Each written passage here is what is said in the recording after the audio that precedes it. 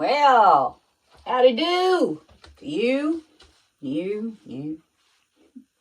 Welcome back to feralart, or welcome to feralart if you're new. My name's Kelly. If you are new here, I hope I haven't scared you off yet. I hope you like it enough to stick around, hit the subscribe button, give me a thumbs up, all the UB-tubey things. And what I would really like to know is, how you doing? Okay, well, today we are going to be doing a little flip cup action. Because I feel like having a little flip cup action. Just getting my covers off my colors. Just mixed these up a while ago. Mixed up a metric F-ton of paint. Because I am getting ready to leave for, one trip to Dallas. And then another trip to LA and Vegas. So, I gotta have some stuff ready, Can't just leave and not do any videos, right? Right. Okay, anyway. So, today we have a 10 by 20 value pack canvas that I have painted on the sides and edges and taped and pinned on the back. So, let's just get down here. There we go. So, got our little cups. And our colors today, I have Cloud Mix. I have Rustoleum Shimmering Sky. I have Liquid Text Basics Deep Violet. I have some wacko gold up. It's definitely a 24 karat gold mix. I just don't know mix of what. And this is some leftover Amsterdam Greenish blue mixed with some Artist Loft metallic cobalt blue. And then just for funsies, we're going to throw a little bit of this Pebeo Fantasy Moon in Carmine somewhere in the mix. I do need to thin down just gold, maybe a little of it. Just a hair. Look at this. I am the mixed match cup girl today. So we're just going to dump some of this in here. About yay much. I had a stinky batch of Floetrol here a while back, and I can always tell when I've got that out.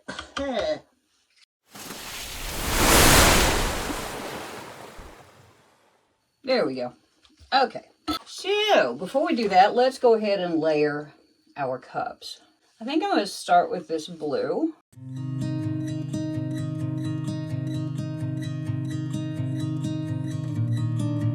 And then this deep violet.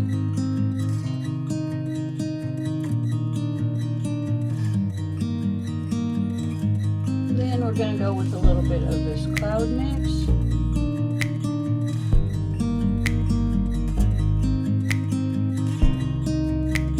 Gold a little.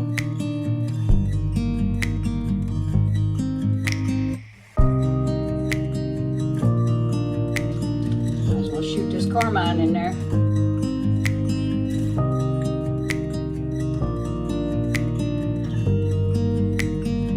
With a little tiny bit of cloud.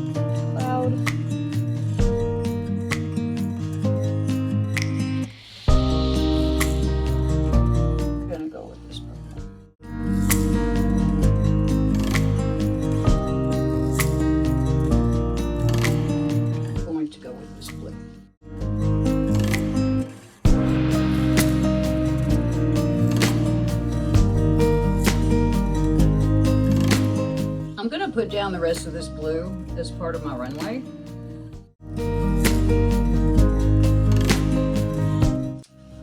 Put some gold down for our runway.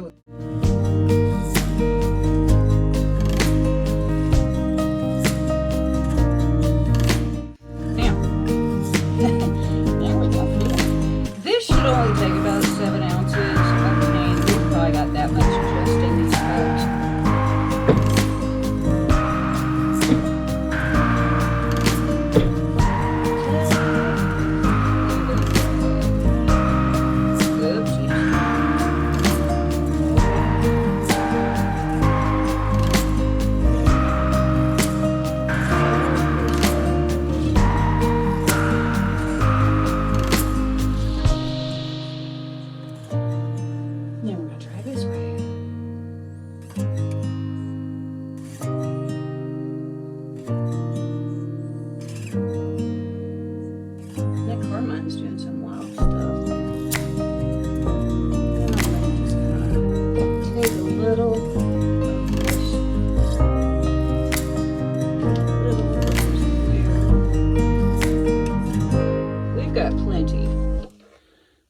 Just go this way, and this way, and this way. I'm just going to try to get a little bit of coverage here.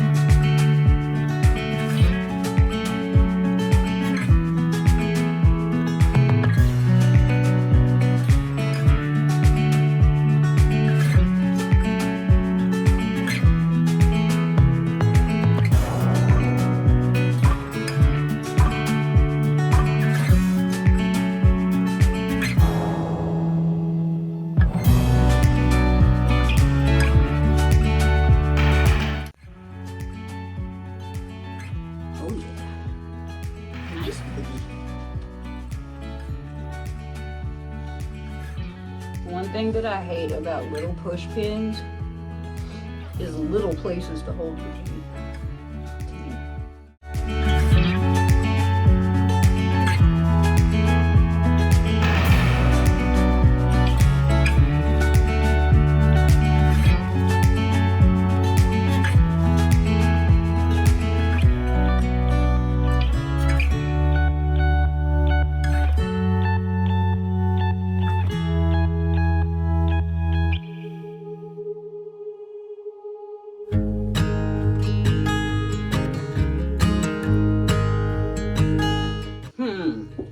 This carmine is interesting.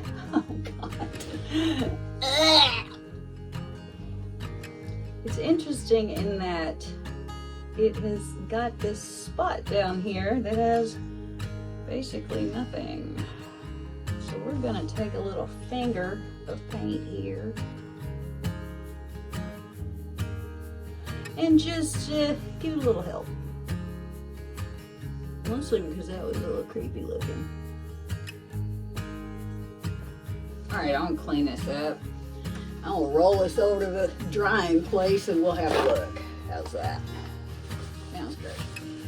Okay, here are the wet results of my experiment with the Pebeo Fantasy Moon stuff. This is kind of pretty. It's a very interesting painting. The Fantasy Moon, there's a big stripe of it right there. It's very strange. It acts very strangely on your canvas. I'll show you a better representation here in a minute, as you can hear my dog barking it downstairs. Here's a big old field of cloud and some of the violet, deep violet, and you can see all the colors here. Here's some more of that Fantasy Moon. See how it like kind of strings out. It's very odd. I think it has some kind of oil in it, which makes that pattern.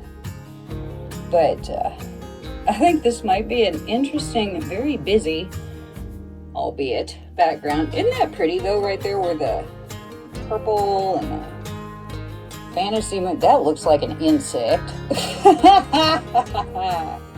Oh God, how funny. But they played well together where they played well together. It's a really pretty color though, that carmine. It really is. It just is kind of weird. I don't dislike it. I think maybe it's better used for swiping or puddling or something. Because this is sort of an odd deal right here. Just saying. But it might be a cool background. Who knows? Who knows what I'm going to do with it? Anyway, you know what's coming next. Okay. Here we go. That white is just painful. It's just so reflective. But we've got lots and lots and loads of sparklies. But look at this. This is another trail of that Fantasy Moon. Look at it. It like laces on its own. Very interesting stuff. We're going to get down here and have another little shot of it in a second. So there's some. Look at this. Isn't that kind of nuts? It's very cool, but it also wants to, if it touches your canvas, it's kind of like when silicone touches your canvas and you get those bald spots. See? And you get those bald spots.